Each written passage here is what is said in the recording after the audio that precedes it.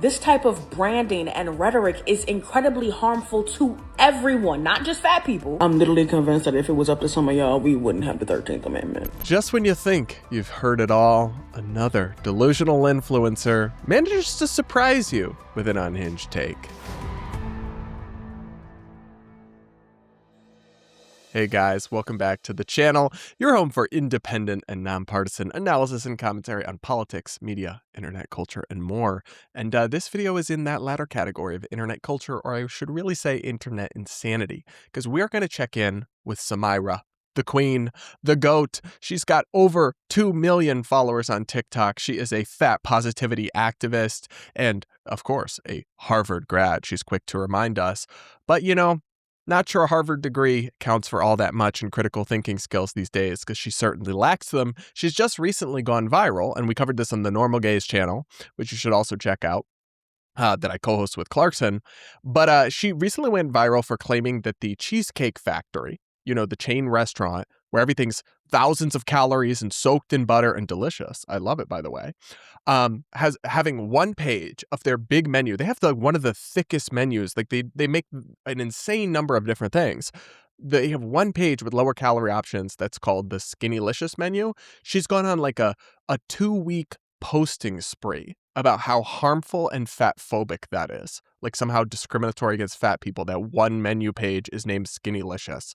Because there's the idea that anyone would want to be skinny rather than have her 5-foot hip-to-hip radius, I guess not a radius, but distance, is so hateful to her. It's really crazy. But she is now declaring war on a salad dressing brand. Yes, we've moved on. Sir, another plane has struck the towers, but this time, another brand has offended Samyra. Anyway, we're going to watch that, but then we're going to get to the most insane part. She compares it all to slavery. I'm not joking. Anyway, let's watch. Just walked into the grocery store and would you look at this? One of the most fatphobic brands to ever exist. And again, it's okay to have these types of options, but it's not okay to perpetuate and profit off of fatphobia. Oh my God. I think you're going to survive. I think you're going to be okay, Samyra. I think you will be able to waddle down the grocery store aisles and, in fact, make it out alive on the other side, even though there are salad dressing, one of many kinds, labeled skinny girl. It's almost like some girls might want to be skinny. They might not want to be body positive like you, and they might not want to have their organs surrounded by layers of fat that, you know, have negative health effects. Yeah, that's actually fine. And just the fact that it's branded skinny girl is not some sort of hate crime or microaggression against overweight people. It's really not. And to the extent that that meaningfully affects you or bothers you in any way, that is entirely a you problem, right? It suggests you lack the basic resiliency and functioning of an actual adult. And I always have this thought with Samyra when she's like acting like she's the Rosa Parks of fat people, or when facing the most minor of inconveniences, or it's not even an inconvenience. No one inconvenienced her. She could have just kept it moving. When she is inventing these fake things to be upset about, I'm always come back to just my awe at how incredibly privileged she must be, to use their like woke speak, and how much free time she must have to go out of your way looking for reasons to pretend to be offended or actually be offended if you're actually that delusional. It's like only an incredibly affluent and privileged person with no real problems, no worries at all about their bills to pay, is going to be triggered by skinny girl salad dressing at Whole Foods or wherever she is. It's like, it's not actually that deep. It's not a hate crime. And if these kinds of things are the best evidence of fatphobia, because I don't want overweight people treated meanly or cruelly. The delusional ones like Samyra are going to get read for filth, and I'm fine with that. Like the terrible activists who perpetuate, you know, public health crisis. Yeah, I'm actually okay with them being roasted. But just everyday fat people shouldn't be treated meanly, shouldn't be bullied, shouldn't be shamed, shouldn't be insulted. But if the evidence that you have of this supposedly pervasive fatphobia and all this stuff in America is salad dressing and one page of a chain restaurant's like 40-page menu, that's not actually very compelling evidence that there's some sort of pervasive fat phobia problem in America. It's actually kind of the opposite.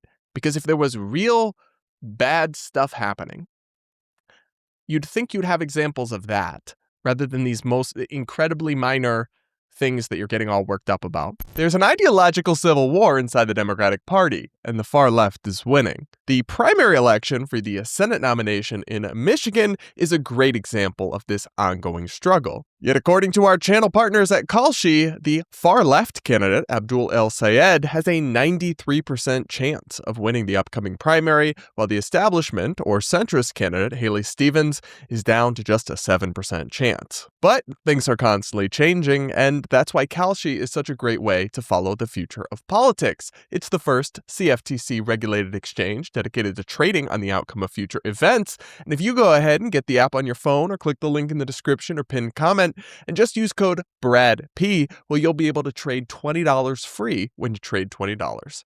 Now, back to the show. Anyway, we haven't gotten to the crazy part, y'all. We actually haven't.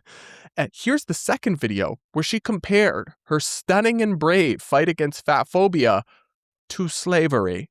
I'm not joking. Let's watch. Just because something's existed for a while doesn't mean it shouldn't be revisited and revised. Oh, that's because she's replying to a comment that said, "Girl, this brand has been out, please," about the skinny girl salad dressing. So even her comment section is like, come on now.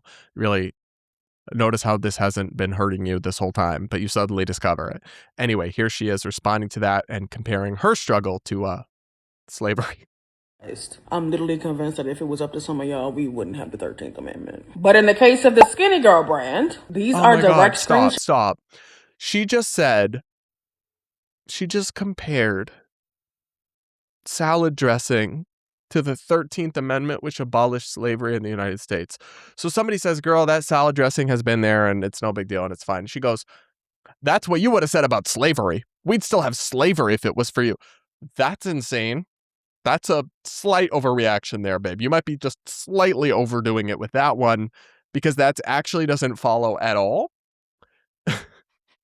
She really thinks her fight against salad dressing and menus is some sort of grand civil rights struggle that's comparable to Martin Luther King Jr. She thinks she is Rosa Parks squared, right? And she's not, in fact. She's actually just deeply delusional and desperate to be a victim. I have never in my life, and this is why I find her so uniquely loathsome as an influencer and somebody with millions of followers who has a massive audience that listens to her. And somehow her videos get a lot of likes. People agree with her and support this. There's two things about that I think are horrible. One, she actively promotes things that shorten people's lives and cause unnecessary death. And she actively promotes health misinformation. I think that's very harmful. But two, she is perhaps the worst case among many, many, many possible candidates of a wannabe victim. Go everywhere on TikTok, everywhere on the internet. It is a scourge of these people who they crave nothing more than victimhood. And that is such a toxic mindset to be spreading and perpetuating because it's a recipe for an unhappy life, a deeply unhappy life. And it then turns victimhood into this currency and then gives you these excuses for why your life is not going your way. Oh, well, it's not your fault.